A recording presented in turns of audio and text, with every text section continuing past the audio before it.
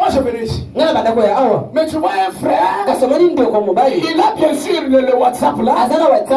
Il a des forfaits. Mais aujourd'hui tu as suivi la prédication. Ah vraiment. Je vais suivre le soir. Oubliant que le Dieu qui l'adore, le Dieu qui t'a donné le souffle de vie là, il veut aussi voir le retour de ton amour envers lui. Amen. Amen. Les gens se sont mis dans des futurités. Viens avec moi en 2 Thessaloniciens, chapitre 3, verset 11. La Bible dit, nous apprenons cependant qu'il y a parmi vous quelques-uns qui vivent dans le désordre. Oh, je sens que je serai un peu dur ce matin. Et cela ne pensez pas que c'est pour vous faire du mal. Même moi ça me fait du mal. Et moi et vous tous nous sommes derrière la parole. Je ne suis pas un pasteur flatteur. Pour venir ici vous dire combien vous êtes bon. Vraiment vous avez le Saint-Esprit dans les orteils. Alors que vous avez même des films pornographiques dans vos téléphones.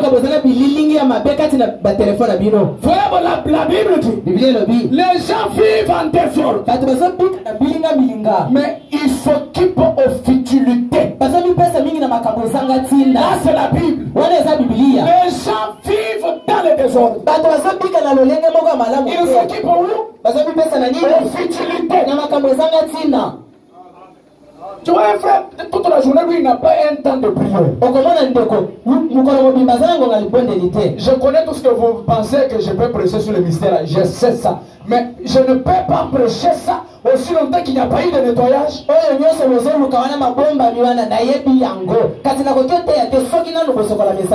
que vous puissiez entrer ce matin ici, nous avons pris toute une semaine. On était en train de nettoyer ce temps. J'avais le balai, j'étais en train de nettoyer ici. Amen. Amen. Alors il faut que je nettoie vos âmes avant que vous ne receviez la pierre de fête. Je ne suis pas un homme qui croit. Je ne crois pas à la pierre de fête et je rejette la pierre angulaire. Une maison sans fondation, c'est une maison à destruction. Amen. Ce qui fait la force de l'église, c'est son ABC. C'est son ABC qui fait la force de l'église. Je ne peux pas me réjouir. Et dire j'ai une grande église. Les gens sont venus. Il y a des gens beaucoup. Alors qu'il n'y a que 2 chrétiens. Je ne suis pas venu ici pour former un groupe de sapeurs, non. On dit, il faut venir avec des griffes nous montrer combien vous êtes bien habillés. C'est vrai, je suis un homme qui aime la sapologie. Ça, j'aime ça. Je veux que vous soyez propres. Même Frère aime ça. Ce n'est pas ça l'essentiel. Ça, ce sont des futilités. La Bible dit les gens se sont mis aux futilités. Dans la chose essentielle. Amen. Amen. Les gens viennent ici, Dieu vous bénisse mon frère. Vous venez ici pour nous montrer combien vous êtes bien habillés. Comme je l'ai vu, comme ma maman Bayeres me disait, mais les gens au marché, même mon maman m'a parlé de ça. Il dit le samedi hier au marché, c'était un monde terrible. Tout le monde était en train de payer les habits pour porter le dimanche. Cherchant les nouvelles tenues pour aller à l'église. J'ai dit Seigneur, d'eux tous, est-ce qu'il y a eu 5 qui ont payé la Bible hier?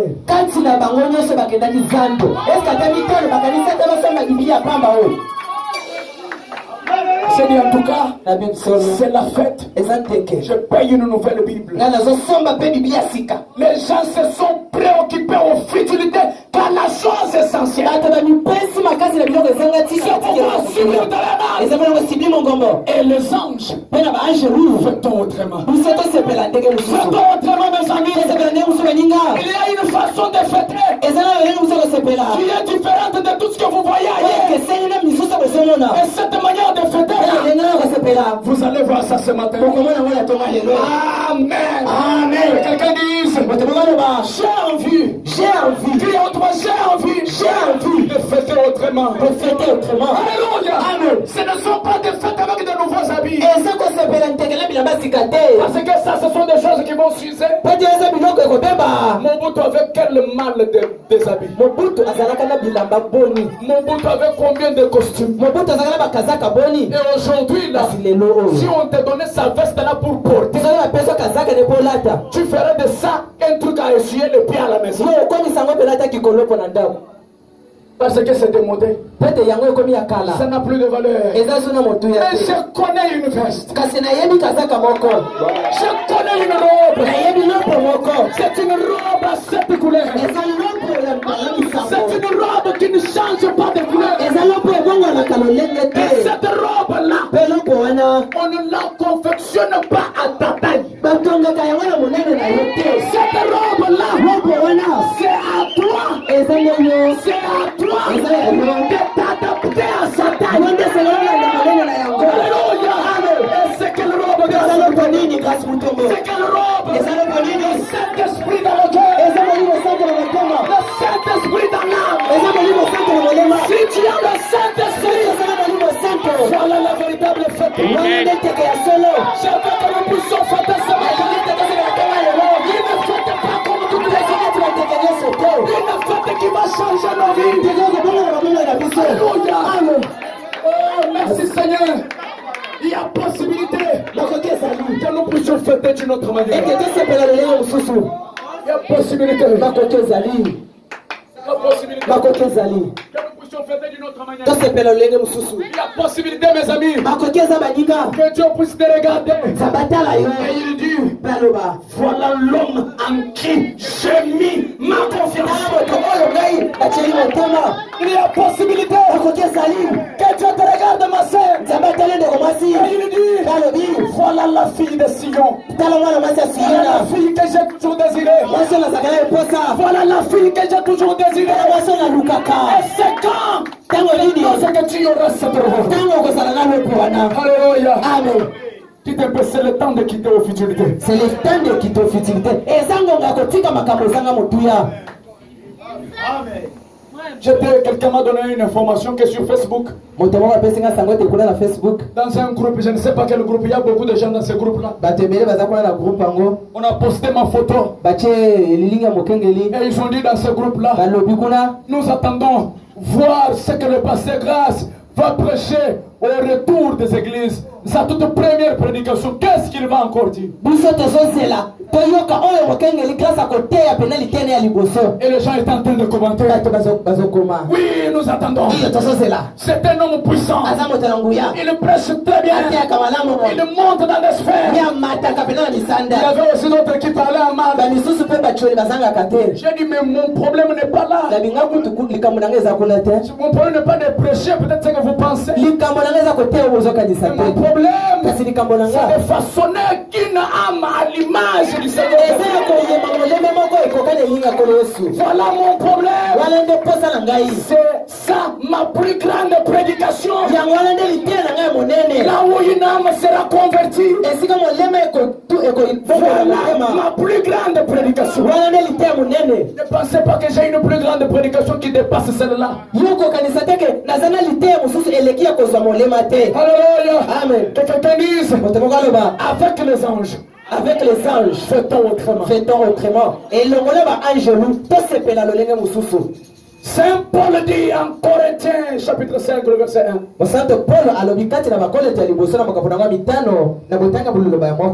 on entend dire généralement qu'il y a parmi vous de l'impudicité. Il y a parmi vous l'impudicité. Et il dit, et une impudicité telle qu'elle ne se reconnaît Tel qu'elle ne se rencontre pas même chez les païens. Là c'est Paul qui parle avec un cœur brisé comme celui de Grâce. Il y a parmi vous les choses qui se commettent qu'on ne voit même pas chez les païens. Même les païens ne font plus ce que nous commettons. Comprenez à quel niveau nous sommes rétrogrades. Comprenez à quel niveau nous avons oublié l'essentiel. Pour que nous commettons des péchés que même les païens ne commettent pas. Oh pitié Seigneur. Oh que Dieu nous pardonne ce matin. Il y a des choses au milieu de nous que même les païens ne commettent pas.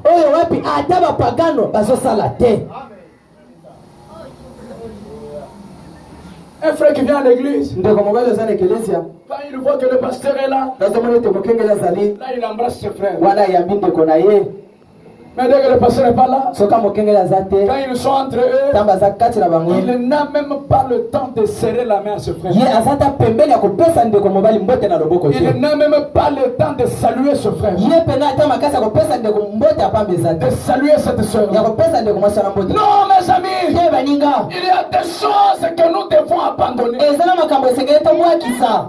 Ce sont des futilités. Ce sont des choses qui n'apportent rien à l'âme. L'église apathique. L'église a perdu la position première. L'église se préoccupe de quoi se vêtir le dimanche. L'église se préoccupe de comment parure devant les gens. Apathique. Apathique. Apathique. Moto na botaou. Apathique. Ozanga lolenge. Tu es devenu église du nom. Un frère mais du nom. Une sœur mais du nom. À l'intérieur, tombeau vide. Apathique. Je vais prêcher ça, même si tu ne me donnes pas amen, je m'en fous. Je ne suis même pas venu pour te plaire.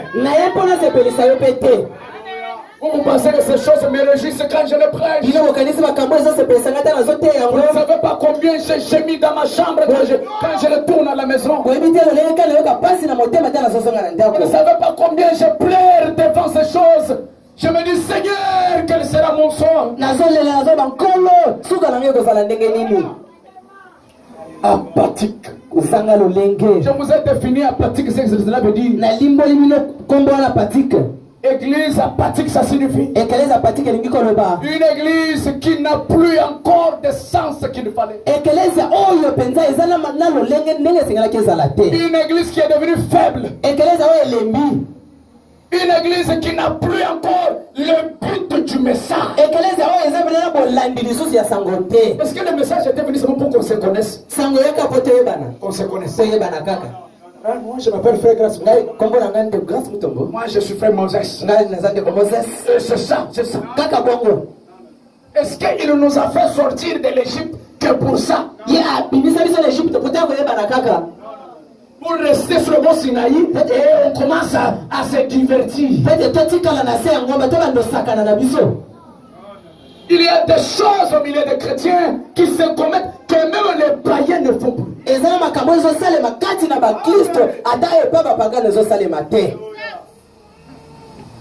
La masturbation. Comment s'appelle ça? Vous pensez que c'est une bénédiction? Merci Seigneur pour cette masturbation. C'est un démon. Je dis bien c'est un démon. Tu dois quitter dans ces choses-là. S'il y a un frère, une soeur qui est dans ces choses-là, ce sont des choses que même les païens ne font plus.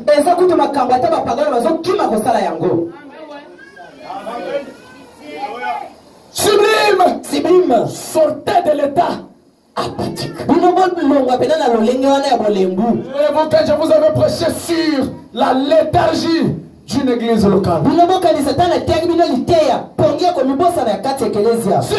Sublime. Il y a des choses que vous devez abandonner. Vous devez comprendre que ce sont des futilités. Futilité, c'est quoi? Tout ce qui n'apporte rien à ton âme. Vous allez me supporter, je ne suis pas quelqu'un qui plaît aux gens. Quand Dieu me donne un message qui fait du bien pour plaire, je prêche ça correctement. Et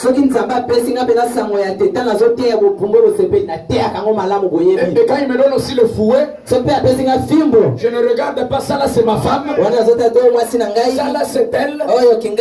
Je n'ai pas le temps de regarder ça. Parce que j'ai un maître chez qui je dois faire le compte. Tout ce que j'ai prêché, je vais lui rendre compte.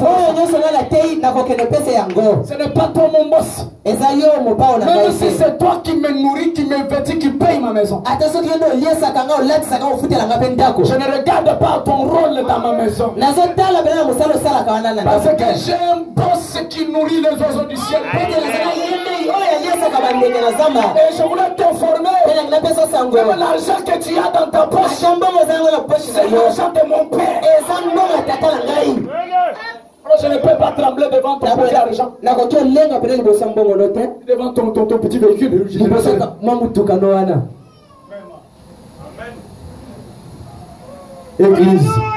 Église apathique. Le dimanche, ça sera la fête. J'avais voulu qu'on vous laisse vous jubiler, vous danser, vous même 3 heures. J'avais voulu que vous soyez comme ça. Je viens. Avec ce que tu as mis là, j'ai posé, j'ai dit Seigneur, mais pourquoi ça? C'est le temps où tout le monde est en train de se réjouir. Pourquoi un message comme ça, Seigneur? Lui, c'est le boss. Moi, quand j'attendais le dimanche, au lieu de me réjouir plus, mais j'avais les soucis dans mon cœur. Amen. Amen. Un prophète rouge de honte. Au point 34. Frère me dit, combien un réveil est nécessaire. Peu importe si cela offense quelqu'un. Nous devons prêcher l'évangile et le mettre en évidence. Même si cela offense quelqu'un, nous devons prêcher l'évangile et le mettre en évidence. C'est ça mon rôle ici au Sublime. Je ne suis pas un coureur de dîmes et des offrandes. Raison pour laquelle, dès le premier jour que le président avait dit on ferme toutes les portes des églises, je me rappelle c'était un mercredi. Dès qu'il a dit ça le même soir, j'ai pris mon téléphone. J'ai parlé dans le groupe WhatsApp de l'église. J'ai dit que personne ne vienne pour donner l'offrande. Oh, envoie l'offrande sur Rome Pesa. Envoie l'offrande sur Orange Man. J'avais dit n'envoyez pas. L'offrande on donne dans la maison de l'Éternel. C'est quand tu viens, je te prêche. Et alors tu donnes ton offrande. Tu n'es pas venu. Je ne t'ai pas prêché. Je prends l'offrande pourquoi? Je ne suis pas un coureur d'offrande. Amen. Amen. Mais moi, je cours derrière les âmes. C'est ton âme qui me préoccupe. Et non ton argent. Que tu veux me donner ou pas, je m'en fous. J'ai un patron qui prend soin de moi et de ma maison. Et quelqu'un me donne un amen. Amen. Et vous êtes aujourd'hui, quand je prêche ces choses, quand je prêche des choses comme ça, je ne dirige pas chez quelqu'un. Comme s'il y a un frère, on a calculé, on a dossier. Il est comme ça, la prédication, comme ça, je vais savoir le cibler. Ça, c'est un pasteur irresponsable. Un vrai père n'a pas honte de ses enfants. Quand un enfant mal agi, si papa est conduit à le corriger, il ne fabrique pas une prédication pour venir taper sur la famille. Il appelle l'enfant. Mais toi aussi, qu'est-ce que tu as fait? Ça. Je n'aime pas ça. La parole dit ça. Ah, merci papa. Ouais. Allez, agenouille-toi. Seigneur, je chasse ce démon. Au nom du Seigneur Jésus-Christ, que mon enfant soit libre. Et dès que tu te lèves là, le sentiment que j'avais pour toi avant que tu ne commettes cet acte-là, c'est le même sentiment que j'ai quand tu te lèves.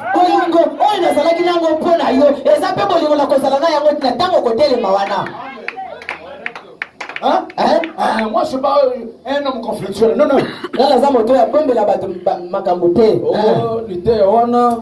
Cette prédication là, là vraiment il parle de moi. Comme quand on construisait et que je n'étais pas là, et que lui-même était en train de balayer là. C'est sûr qu'il y a là, parle de moi. Je ne suis pas comme ça. Moi c'est la parole ou non. Que quelqu'un me donne un grand amen. Amen. Alors frère Wana me dit, qu'est-ce qu'il dit? Nous devons prêcher l'évangile. Écoute, dans la voie à laquelle tu as pourvu. C'est là où on s'en va bon ici. Au point 45. Frère Wana me dit. De Branham Alobi. Au point 45. Est-ce que vous voulez suivre ça? Mes succès sont en régulation. Ah, ils sont là. De Branham Alobi. Oh Dieu. Oh Nzambe.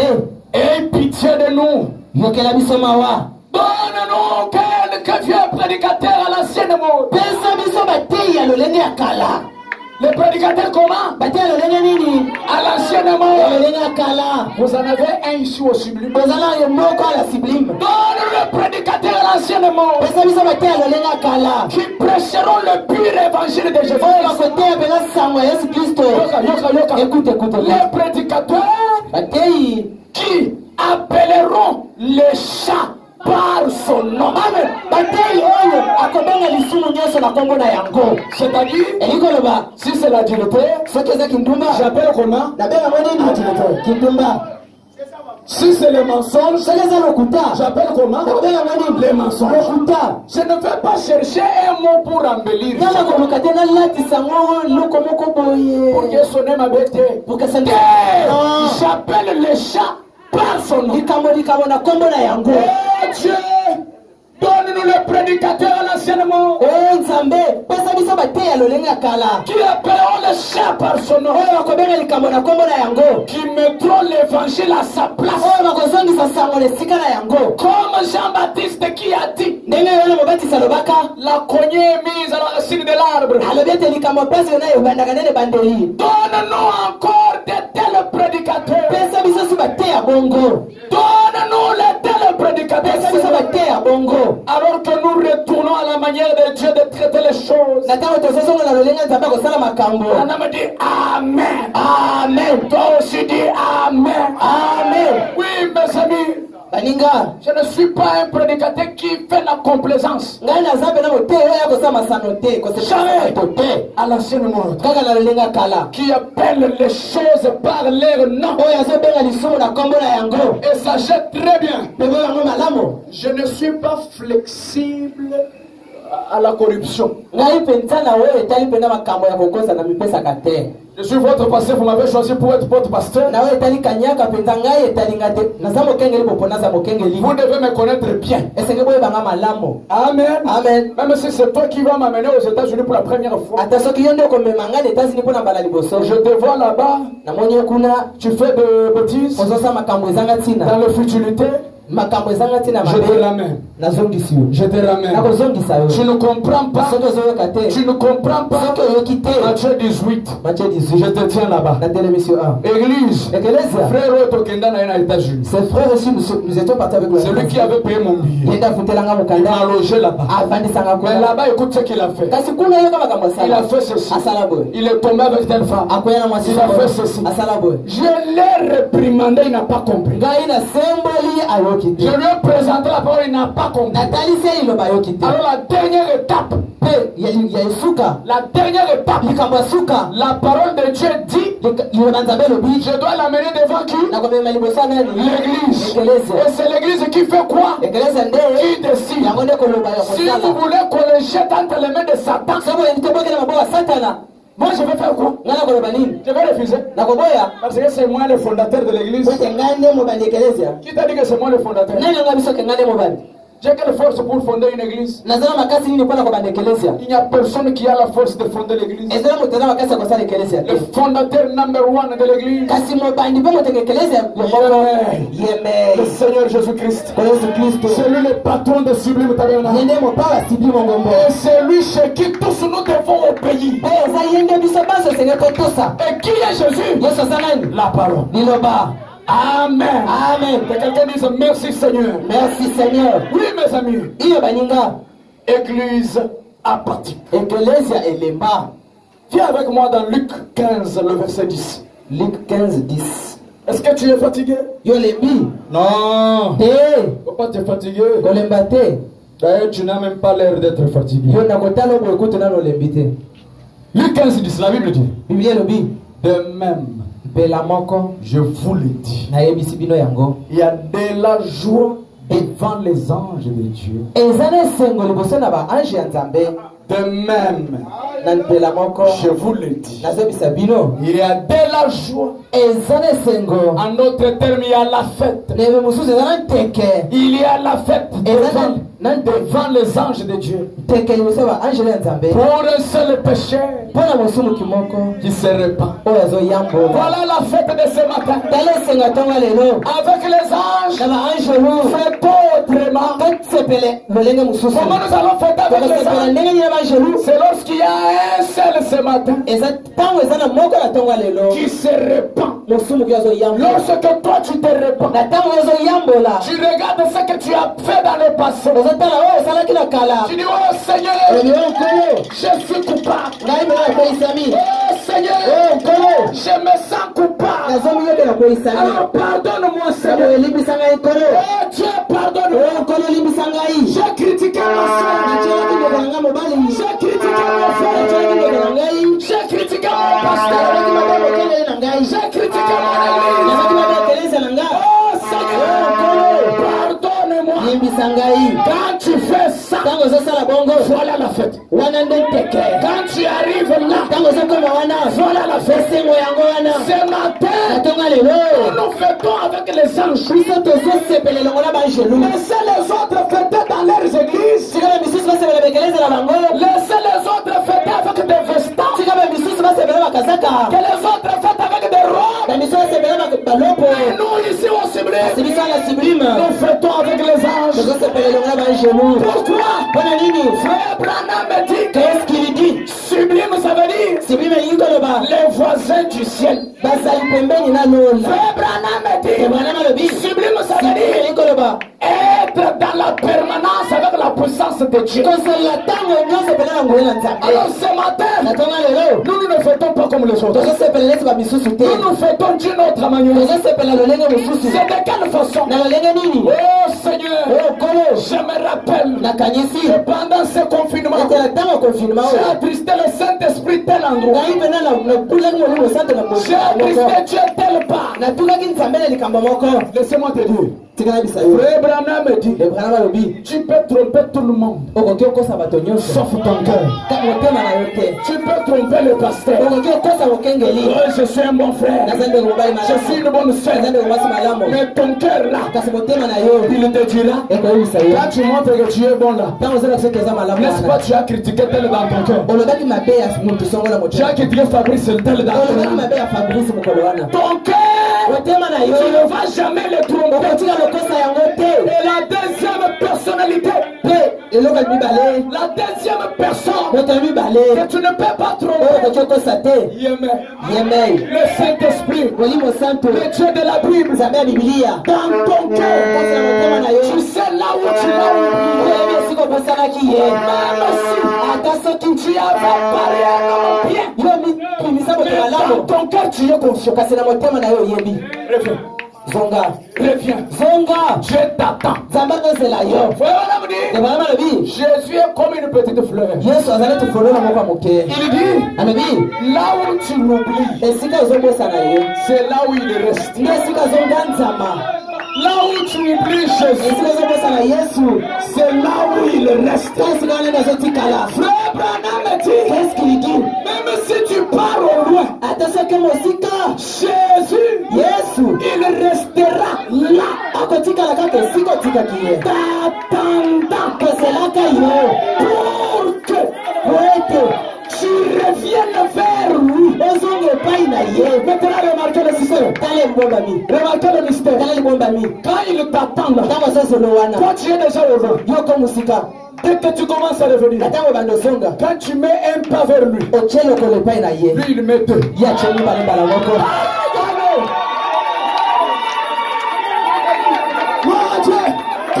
Quand tu fais un pas vers lui, il fait deux vers toi. Quand tu fais deux vers lui, lui il fait quatre. Quand tu fais quatre, lui il fait huit.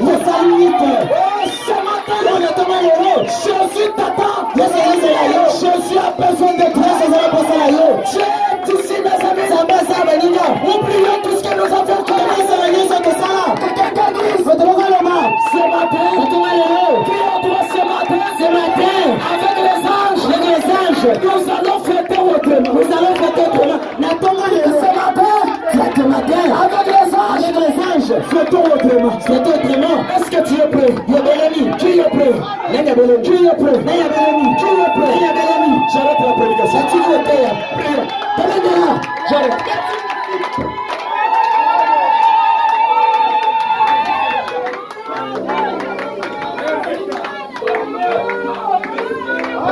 Viens à l'hôtel si tu es prêt.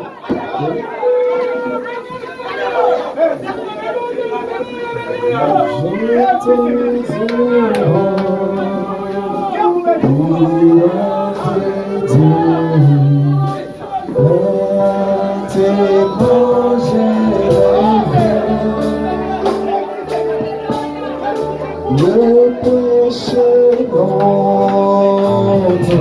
Jésus, c'est le jour. Oui, je reviens.